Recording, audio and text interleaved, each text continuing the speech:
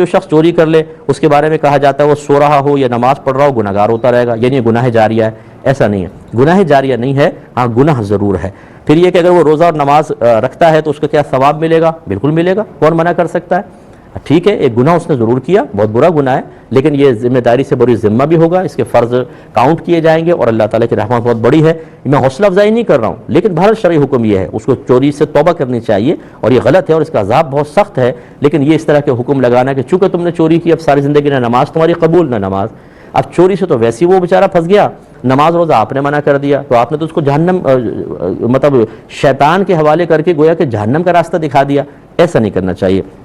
اسی طرح یہ کہتے ہیں کہ جو عورتیں گناہ یہ میلاد وغیرہ بلند آواز سے پڑھتی ہیں اور ان کی آوازیں مردوں تک پہنچ رہی ہوتی ہیں تو کہا جاتا ہے یہ گناہ ہے عورت کی آواز مرد تک پہنچنا. تو کیا ان کو پڑھنے کا کچھ ثواب بھی ملے گا یا نہیں ملے گا؟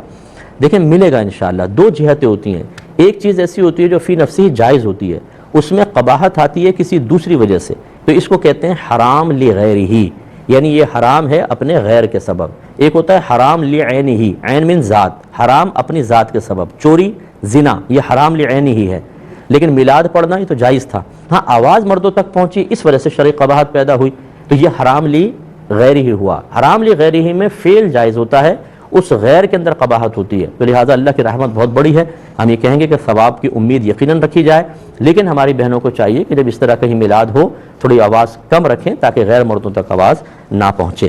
یہ کہ کہتے ہیں کوئی اپنے غریب رشتہ داروں کو چھوڑ کر زکوٰۃ اور نفلی صدقہ دوسروں کو دے تو کیا اس کا یہ صحیح ہے؟ ثواب ملے گا، مکمل ثواب ملے گا یا کم ہو جائے گا؟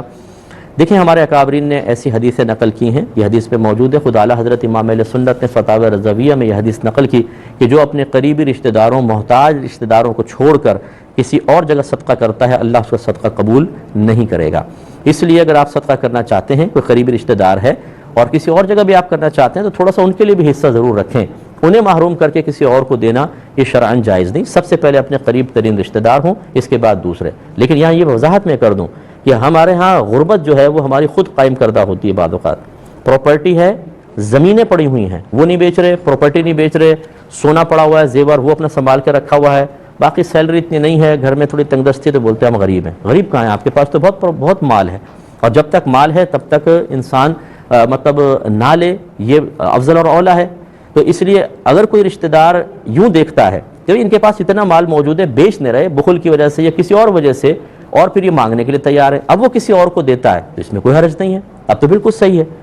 بات ہے کہ جب وہ واقعی محتاج ہو، اس کے پاس کوئی ایسی چیز نہیں ہے جس کو بیچ کے گزارا کر سکے، غریب ہے، فقیر ہے، تو پھر بالکل اس کی مدد کرنی چاہیے.